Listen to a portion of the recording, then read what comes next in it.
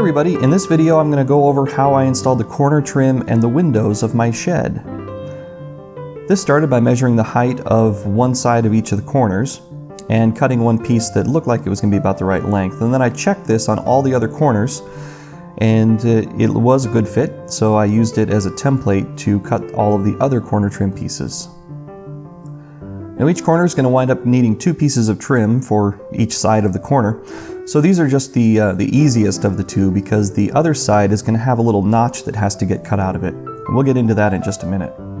So once I had all four of these cut, the next problem I wanted to solve was how to make sure that they would be installed perfectly flush to the other side or the kind of the adjacent part of the corner, because I wanted to make sure that the joint was going to be nice and tight. So I just used my brad nailer to kind of tack in place a couple of scrap pieces of soffit and used those as the guide for when I installed this side of the corner trim. I pushed it up nice and tight against the soffit pieces, and that wound up putting a nice tight gap against the corner. And you can see that the trim is perfectly flush with the other side of the corner here. Then I just pulled off those pieces of trim. They were easy to remove since they had just been tacked in.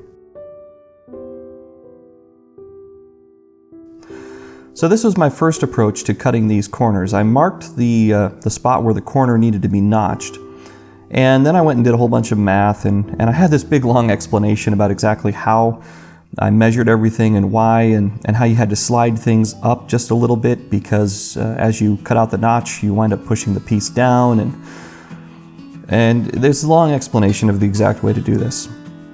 And what I found was, even though I'd measured really carefully and thought I'd notched it perfectly, it didn't fit. And you can see here that the reason is because one side of the soffit is not perfectly square. This is just the way things go when you're building stuff. Sometimes they move out of square. So instead I used this small spacer as a guide to go along the profile of that piece of soffit. And then instead of measuring everything really carefully, I was able to just cut along that line, and it fit perfectly.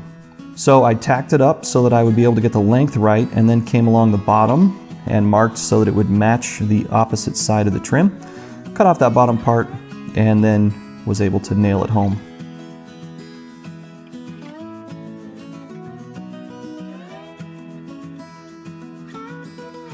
You can see the gap is nice and tight.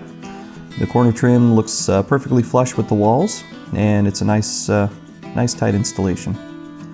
I used the same process on all four corners, and it was a good thing because each of the four corners was just a little bit different with that notch I needed to cut out.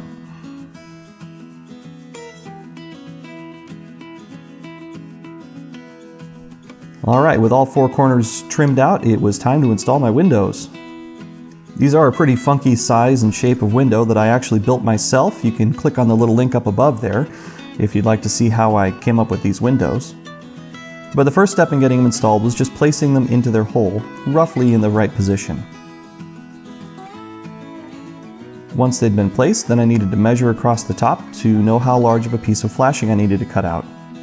Now I've heard this thing called flashing, I've also heard it called the drip edge. The idea here is that if water ever gets in behind your siding, it should not drip into the window gap along the top of the window. It should hit this flashing or this drip edge and drip out to the exterior of the window and drip down onto the ground. So this is the drip edge that I'm installing.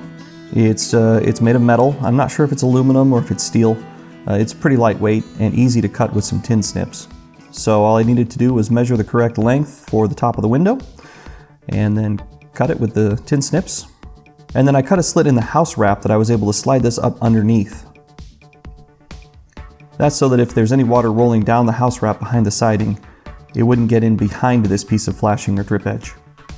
Once I had it in the right position, then I just nailed it in with a couple of nails. I think I used 4 or 5 across the top. And then once all the nails were in, I also used some tape to make sure that this joint was really sealed up nicely.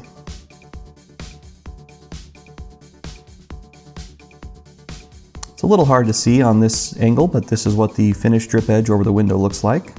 I did this on both windows, and then it was time to actually install the windows themselves. So this starts with some shims, and these are some composite shims that I use. They're made of recycled plastic, I think, and they're real easy to snap off. So I made sure the camera was aiming just right. There we go, looking good.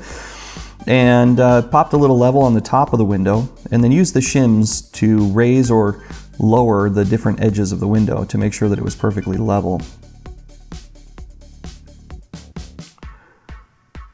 Need to be patient in this process. I wound up going a little too fast, and while the window was perfectly level, it wasn't perfectly square up and down, I guess. One of the windows wound up leaning back a couple of degrees. It wasn't perfectly vertical, which is annoying, but not the end of the world. So when you're shimming your windows, take your time and check them from both sides, not just the inside like I did here. Once I had the shims installed, I drilled some holes, some pilot holes for the screws I was going to use to permanently install the windows, and I drilled them right through the shims. And this is important because when you put these screws in, they will try and warp your window frame if you're not careful. So put them in through the shims, and then they just compress right down into the shim like they're supposed to, and don't throw anything out of true or out of level.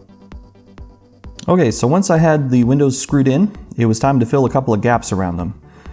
I'm using this expanding foam. There's lots of different kinds, I just picked the cheapest one.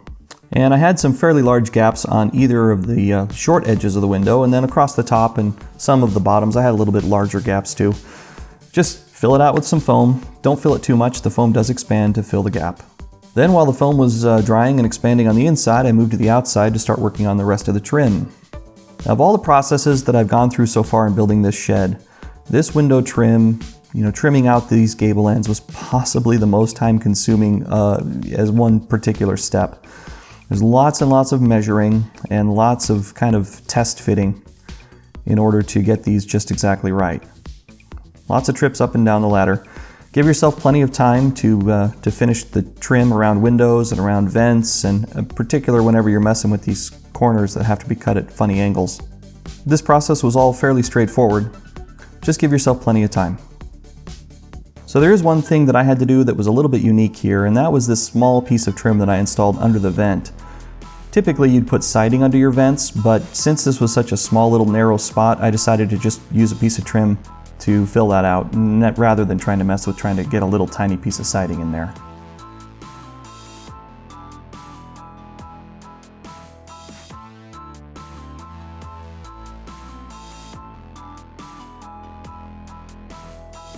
So that's it. The gable ends are completely trimmed, and I'm ready to start installing siding.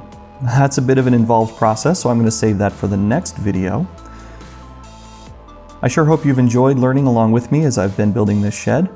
If you haven't subscribed yet, go ahead and hit that subscribe button down below and ring the bell if you want to get notified for the next video. And as always, thank you very much for watching.